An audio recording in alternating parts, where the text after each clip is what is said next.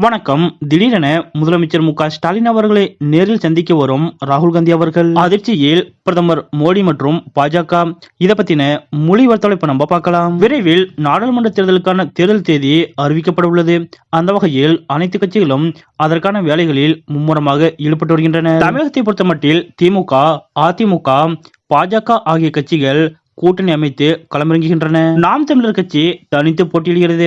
திமுக கூட்டணியில் தற்போது தொகுதி பங்கீடு தொடர்பான பேச்சுவார்த்தை நடைபெற்று வருகிறது. தற்போதைய சூழலில் திமுக கூட்டணியில் கொங்குநாடு மக்கள் தேசிய கட்சிக்கு நாமக்கல் தொகுதியும், இந்திய யூனியன் முஸ்லீம் லீக் கட்சிக்கு ராமநாதபுரம் தொகுதியும் ஒதுக்கீடு செய்யப்பட்டுள்ளது. அதேபோல் இந்திய கம்யூனிஸ்ட் கட்சிக்கு 2 தொகுதியும், மார்க்சிஸ்ட் கம்யூனிஸ்ட் கட்சிக்கு 2 தொகுதியும் ஒதுக்கீடு செய்யப்பட்டுள்ளது. ஆனால் இந்த 2 கட்சிகளுக்குமான தொகுதிகள் இன்னும் முடிவு செய்யப்படவில்லை. அதேபோல் திமுக கூட்டணியில் அங்கம் வகிக்கும் விடுதலை சிறுத்தைகள், காங்கிரஸ், வைகோவின் மதிமுக கட்சிகளுக்கு இன்னும் தொகுதி இறுதி செய்யப்படவில்லை. காங்கிரஸ் கட்சியுடன் திமுக தொகுதி பங்கீடு குழு பேச்சுவார்த்தை நடத்தியுள்ளது.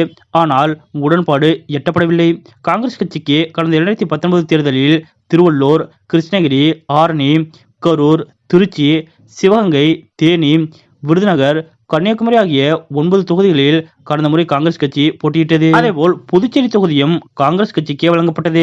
இதில் தமிழ்நாட்டில் 8 தொகுதிகளில் காங்கிரஸ் கட்சி வென்றதோடு புதுச்சேரியிலும் வகை சூடியது. இந்த நிலையில்தான் வரும் நாடாளுமன்ற தேர்தலில் தமிழகத்தில் கூடுதலாக ஒரு தொகுதியை சேர்த்து 10 இடங்களையும், அதோடு புதுச்சேரியை சேர்த்து மொத்தம் 11 தொகுதிகளை வழங்க வேண்டும் என காங்கிரஸ் கட்சி திமுகவிடம் கேட்டுள்ளதாக கூறப்படுகிறது. ஆனால் 8 இடங்கள் வரை மட்டுமே வழங்க முடியும் என்று திமுக கரார் கட்டி வருவதாகவும் கூறப்படுகிறது. இதனால் தற்போது வரை காங்கிரஸ் கட்சியுடன் உடன்பாடு ஏற்படவில்லை.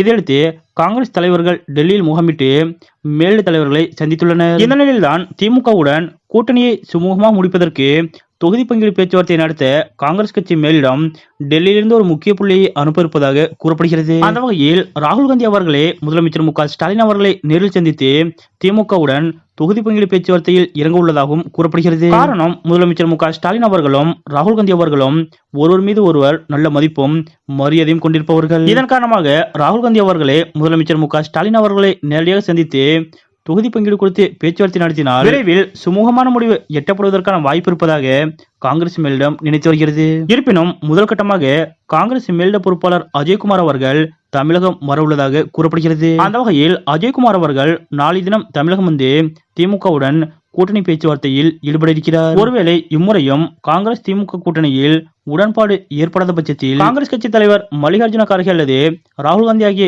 இருவரில் ஒருவர் முதலமைச்சர் மு.க.ஸ்டாலின் அவர்களை தொடர்பு கொண்டு கூட்டணி பேச்சுவார்த்தையில் ஈடுபட வாய்ப்பு இருப்பதாகவும் கூறப்படுகிறது. இதற்கிடையே திமுக காங்கிரஸ் கூட்டணியில் இழுபறி நீடித்து வருவதால் காங்கிரஸ் கட்சி திமுக கூட்டணியிலிருந்து பிரியும் என்றும், அவ்வாறு பிரியும் பட்சத்தில் காங்கிரஸ் கட்சி தங்கள் கூட்டணியில் இணைக்க அதிமுக கட்சி முனைப்பு காட்டி வருவதாகவும் சொல்லப்படுகிறது. ஆனால் காங்கிரஸ் கட்சியின் முக்கிய தலைவர்கள் முதற்கொண்டு திமுகவுடன் கூட்டணி பேச்சுவார்த்தையில் ஈடுபட உள்ளதாக தகவல் வெளியாகியுள்ள நிலையில் திமுக கூட்டணியிலிருந்து காங்கிரஸ் கட்சி விலகுவதற்கான எண்ணம் ஒரு துளி கூட இல்லை என்பது உறுதியாகியுள்ளது. அந்த வகையில் இன்னும் ஓரிரு நாட்களுக்குள் காங்கிரஸ் திமுக கூட்டணிக்குள் தொகுதி பங்கீடு இறுதி செய்யப்படும் என்று எதிர்பார்க்கப்படுகிறது. திமுக காங்கிரஸ் கட்சி கூட்டணிக்குள் பிளவு ஏற்படும் என்று பாஜக உள்ளிட்ட எதிர்க்கட்சிகள் நினைத்துக் கொண்டிருந்த நிலையில் திமுகவுடன் தொகுதி பங்கீடு பேச்சுவார்த்தையை சுமூகமாக நடத்துவதற்காக காங்கிரஸ் கட்சி தங்களது முக்கிய தலைவர்களை களமிறக்கி இருக்கக்கூடிய இந்த நிகழ்வு பற்றிய உங்களுடைய கருத்துக்கள் என்ன அப்படிங்கறத மறக்காம கமெண்ட்ல குறிப்பிடுங்க.